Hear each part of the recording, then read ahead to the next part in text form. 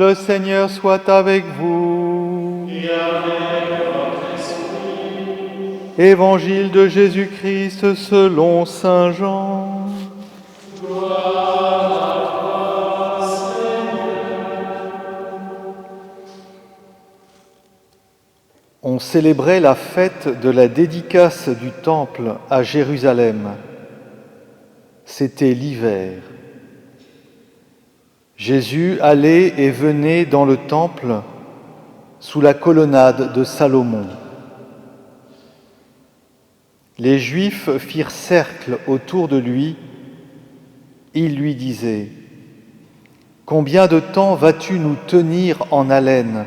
Si c'est toi le Christ, dis-le nous ouvertement. » Jésus leur répondit : « Je vous l'ai dit et vous ne croyez pas.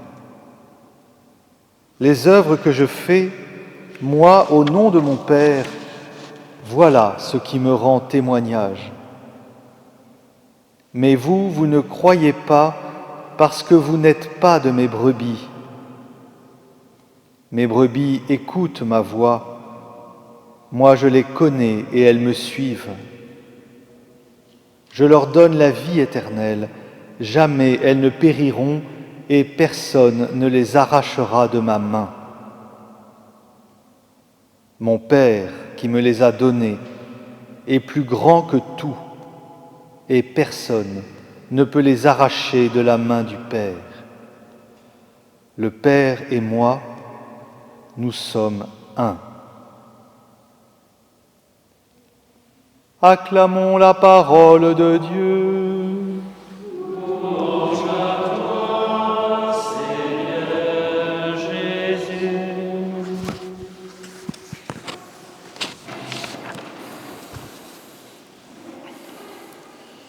Jésus allait et venait dans le temple.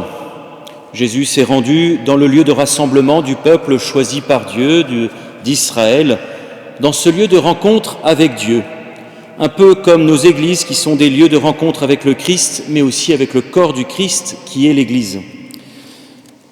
Car, et je ferai une petite parenthèse, car la religion chrétienne n'est pas chacun pour soi et Dieu pour tous, mais plutôt un appel à se rassembler pour ne faire qu'un avec le Christ et vivre comme le Christ, en s'attachant au Seigneur, d'un cœur ferme, comme le rappelle la première lecture.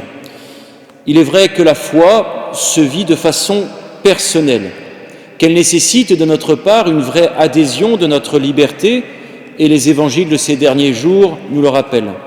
Mais il est indispensable que, si certains oublient cette dimension communautaire de la religion, cette dimension communautaire de la foi, par manque de connaissance de ce qu'est la religion chrétienne, ou alors en mettant toutes les religions dans le même sac, comme si elles pratiquaient toutes de la même façon, il est indispensable pour le chrétien de ne pas oublier cette dimension communautaire, dont le mot même « Église », qui veut dire convocation de l'assemblée, nous le rappelle. C'est sûr qu'une société autocentrée et individualiste peut penser le contraire, mais pour nous, notre foi se vit ensemble. C'est un peu, si vous voulez, l'image de la croix.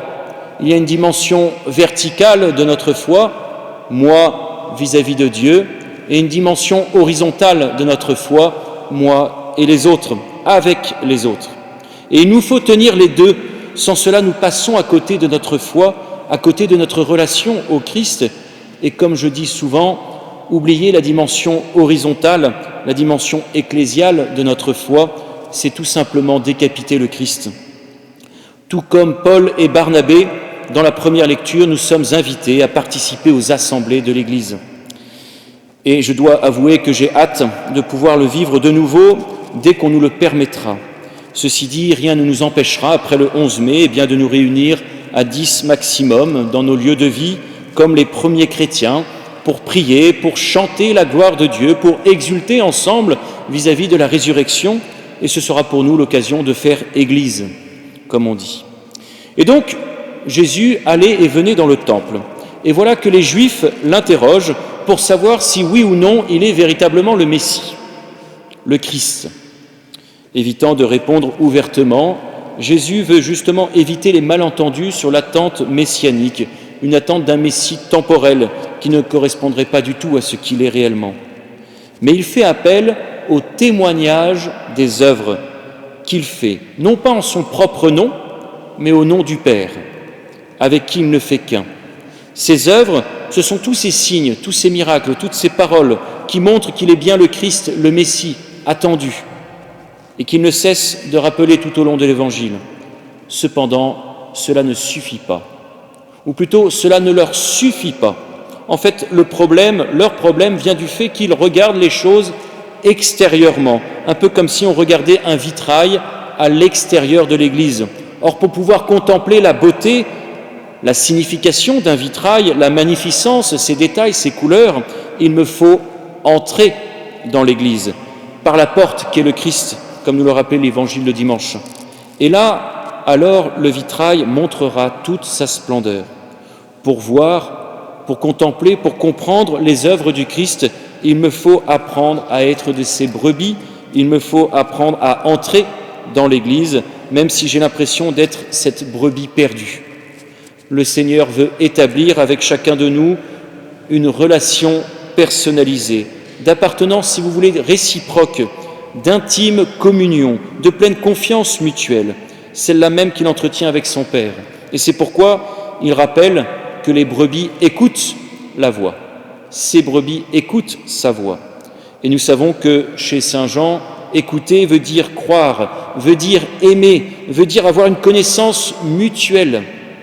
Apprendre à aimer le Christ avec ce que je suis et à me laisser aimer par lui tel que je suis. Cette voix, si j'apprends à l'écouter, à l'aimer, elle m'ouvre à un cœur, à une intimité d'une telle profondeur que rien ne peut la briser, qu'aucune main ne peut arracher. Nous avons vocation, frères et sœurs, à converser avec cette voix, à entrer dans un dialogue d'amitié personnalisé avec Jésus pour ne pas traiter cette voix finalement comme un déjà entendu. Cette voix, elle ne cherche pas à s'imposer, elle s'offre simplement à nous, à notre liberté, dans notre vie quotidienne. Elle veut, comme pour les disciples d'Emmaüs, marcher avec nous, nous expliquer le sens de la vie, réchauffer notre cœur. Cette voix douce à écouter, c'est la voix du Christ. Mais pour l'écouter, pour l'aimer, il faut apprendre à faire taire les autres voix, les parasites extérieurs, mais aussi intérieurs. Tout simplement, cette voix, elle ne nous vient pas d'un lointain ciel inaccessible, elle émerge du plus profond de nous-mêmes, elle est proche de nous, elle est dans notre bouche, dans notre cœur, comme nous le dit l'Écriture. Et ce confinement que nous vivons, loin d'être un obstacle, doit encore plus nous pousser à une certaine créativité spirituelle pour que cette voix devienne familière à travers la prière personnelle, mais aussi commune, comme la prière conjugale, la prière familiale et même la prière ecclésiale. Notre proximité avec la voix du Christ est notre premier défi. Amen.